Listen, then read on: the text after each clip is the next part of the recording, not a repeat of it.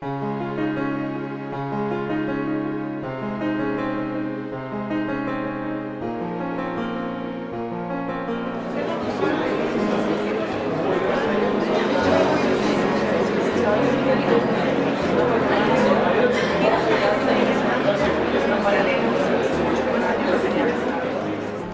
convocado a este segundo Congreso Nacional de Vivienda y segundo Congreso Latinoamericano de Estudios Urbanos, Habitabilidad y Políticas de Vivienda en México y América Latina. Asimismo, quiero mencionar que este evento da continuidad al Congreso Nacional de Vivienda, celebrado en marzo de 2013 en el posgrado de Economía del UNAM, y que, al igual que el primer Congreso, el que hoy iniciamos constituye un espacio muy amplio y plural en ideas, temas y perspectivas de análisis en el que se presentarán 355 ponencias elaboradas por académicos, alumnos, funcionarios, políticos. Sean todos y todas muy bienvenidos a la Universidad Nacional Autónoma de México, y quiero decir que para nosotros es un gran gusto recibirlos en la Facultad de Arquitectura. El comité académico presidido por el arquitecto Massari decidió que este congreso estuviera dedicado al tema de la habitabilidad y de las políticas de vivienda en México y América Latina. Un tema de gran relevancia y actualidad que implica considerar un cúmulo de problemas que enfrentan hoy nuestras sociedades y nuestros gobiernos.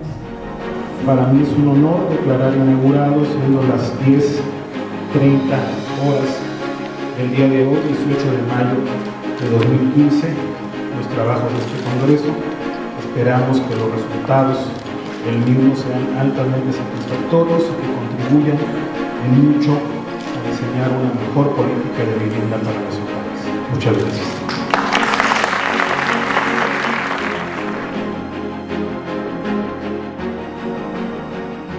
Hace mucho tiempo hemos dicho que la manera de mejorar la vivienda es que las clases mayoritarias que sufren déficit de condiciones de vivienda, para ellos no tenemos que hacer que las grandes empresas constructoras vayan allá porque no saben hacerlo, además que generan puros problemas. Nosotros hemos dicho que se puede construir mejor 1 millón de viviendas que con grandes constructoras, con muchos constructores, con los arquitectos de barrio, con los albañiles, con la gente, con pequeñas tiendas no la idea monopólica, oligopólica de empresas. Tal vez una de las características más interesantes de este programa es que utilizan suelos públicos que están dentro de la mancha urbana, que no estaban utilizados, dedicados a los ferrocarriles o a las Fuerzas Armadas, y estaban sin uso y se le da uso habitacional, ¿no? El trabajo se concentró como en dos líneas. La primera era pues hacer un análisis urbano-arquitectónico muy descriptivo de las condiciones del lugar, las condiciones de desarrollo de la vivienda. Lo que me interesaba con este trabajo era adquirir como unas bases teóricas, si se quiere, unos planteamientos como muy conceptuales para a futuro poder desarrollar un proyecto urbano-arquitectónico de borde. El trabajo principal está orientado al estudio de las ciudades y su entorno, no solamente de la periferia, sino su entorno regional, para ver cómo están los efectos de la ciudad sobre estos ámbitos en términos económicos, sociales. Esta expansión de las ciudades en formas, en nuevas configuraciones, y entonces creo que se han visto desde la perspectiva, desde los sociólogos, y me parece que el desafío es como articular políticas públicas y tener claros cuáles son los múltiples actores que están operando con estrategias distintas a lo largo de estos procesos. Cómo construir un enfoque teórico-metodológico que combine diferentes niveles de investigación sobre la movilidad y la desigualdad, uno más estructural, uno más subjetivo. Cuáles son, digamos, de alguna manera el tipo de orientación que las políticas urbanas y los esquemas de gobernanza, esto es, el tipo de interrelaciones entre el Estado, sobre todo los gobiernos locales y los actores sociales de la comunidad, sobre todo el capital privado vinculado al sector inmobiliario, al sector financiero, qué tipo de orientación le vienen dando, digamos, al gobierno de nuestras ciudades en Latinoamérica. Una propuesta es que se dé mayor atención de política social para el desarrollo de la vivienda de la gente porque viven en condiciones poco atractivas para vivir, de por sí porque tienen pocos recursos, y entonces hay muchas viviendas abandonadas porque no son pertinentes a sus necesidades.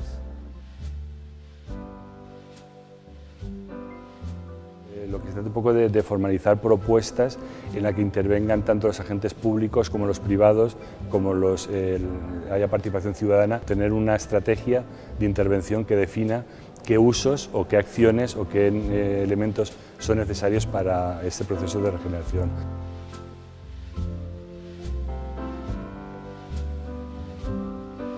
Que es que la gente se apropia primero de su vivienda, después el barrio implica mucho más tiempo de construcción social, de vecindad, y finalmente se mejoran las relaciones con el entorno donde se implanta el barrio.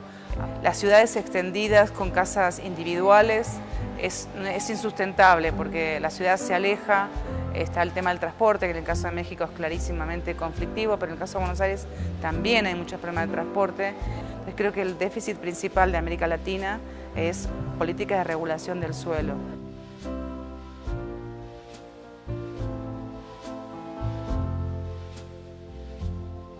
De que lo que debería de ser una política de desarrollo social para eliminar o para atenuar los niveles de pobreza y marginación, en realidad no lo ha sido. Las instituciones de los gobiernos, sobre todo el gobierno federal, están preferenciando más el mercado inmobiliario. En la realidad está contribuyendo más a la dispersión de la población. El gobierno federal, en el caso mexicano, dice que el problema de la vivienda es un problema de las municipalidades y los ciudadanos tienden a pensar que es un problema del gobierno central. Yo veo difícil que las municipalidades puedan efectivamente tener políticas de vivienda que sean verdaderamente efectivas para satisfacer las demandas ciudadanas.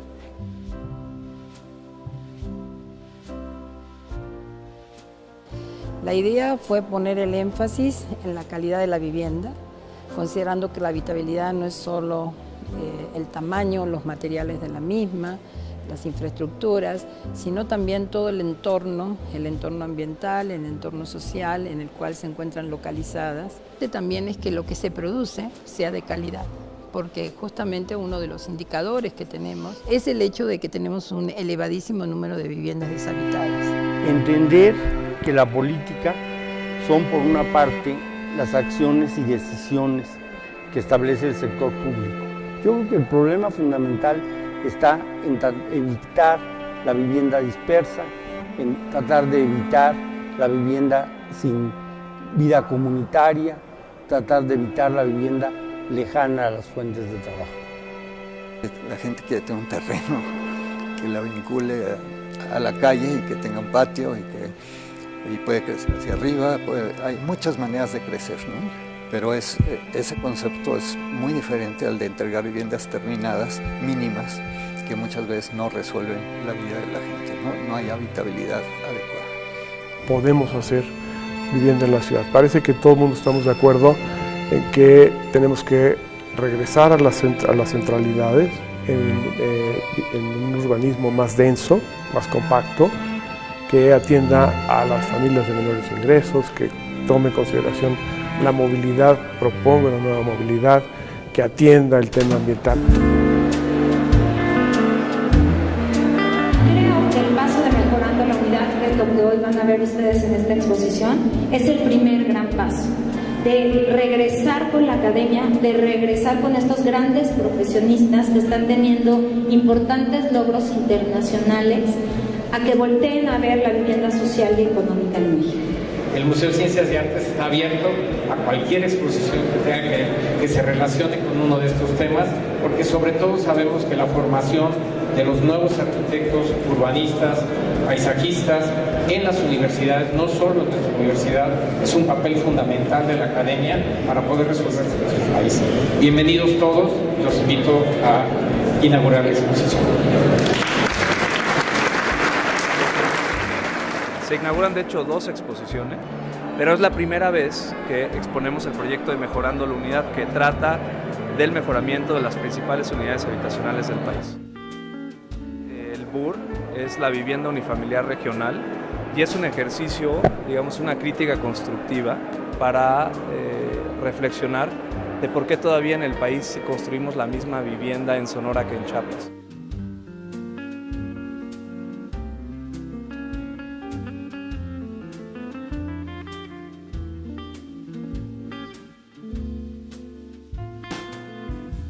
Lo que enseñamos en la Facultad de Arquitectura y lo que practicamos en el laboratorio de vivienda, establecer técnicas, métodos de diagnóstico para poder transmitirle a quienes tienen que tomar decisiones cuáles son realmente las necesidades habitacionales de la población y, por supuesto, plantear alternativas. En lugar de mejorar su valor patrimonial, se vino abajo su valor patrimonial, o sea, valen menos. Ningún organismo de vivienda puede tener un permanente mantenimiento de conjuntos habitacionales. Es imposible, habiendo tantos conjuntos habitacionales. Es la gente la que tiene que cuidar sus espacios, promover sus espacios, unificarlos, habitarlos, y eso es lo que estamos haciendo en este momento. Y ese es nuestro gran reto. Dos proyectos, uno en torno a el espacio urbano, se llama Intervención en el espacio público, en Ciudad Nezahualcóyotl, y la segunda parte, una intervención en el espacio doméstico. La mirada sobre la ciudad plantea una hipótesis de regeneración urbana, de vincular espacios de vivienda con los espacios públicos.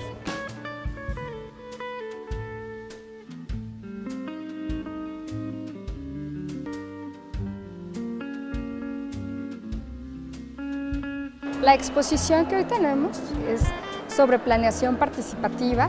Aquí les presentamos una muestra de alrededor de 11 proyectos de distintas escalas.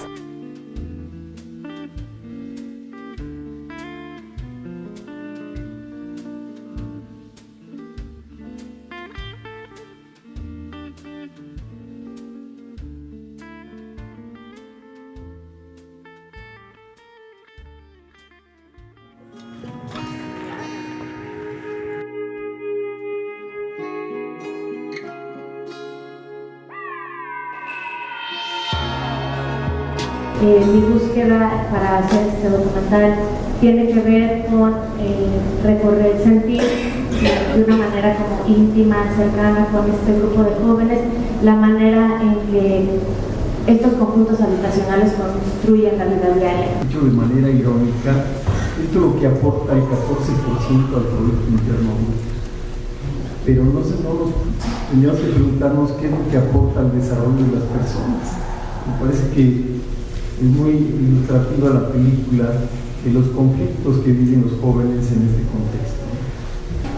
Pero en realidad creo que estamos retratando algo más profundo, más amplio, que es la situación de los jóvenes urbanos pobres en el país y tal vez en América Latina.